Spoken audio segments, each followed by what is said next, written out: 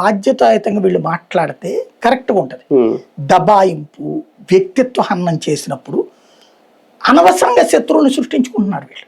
లోకేష్ గారు ఈ విషయంలో కాస్తంత ఏమన్నా భయపడ్డారా? తన శాఖకు సంబంధించి నిన్న సవాల్ విసరడం కానీ మాట్లాడ ఇంతకుముందు మాట్లాడినా అంటే తనకు ఒక రిమార్క్ భవిష్యత్తులో ఇది అంటే సమస్య ఏమవుతున్నదంటే క్రమంగా పవర్ ఫీల్ పెరుగుతోంది. ఆయన్ని సీఎం క్యాండిడేట్ అనుకున్నప్పుడు సీఎం క్యాండిడేట్ ఉండే హుందాతనాన్ని ప్రదర్శించాలి. ఇట్లాంటి మాటలు మాట్లాడకూడదు. ఇది ఎవడో లోకల్ గల్లీ లీడర్ మాట్లాడాల్సిన మాట. అంటే అది ఆయన శాఖలో జరిగిన మిస్టేక్. అది నేను చెప్తుంది అదే, హుందాగా మాట్లాడు. నేను చెప్పినట్టు ఏమయ్యా మేము చేయాల్సింది చేసాం, కోర్టులో వేశారు, రాజకీయంగా మీ చేత కాలేదు కాబట్టి మాట్లాడారు.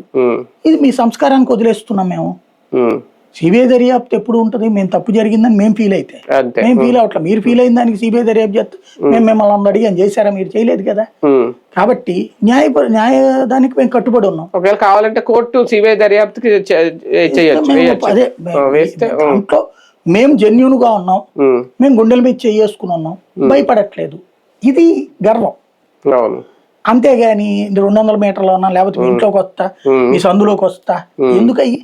అదే కదా రాజకీయంగా.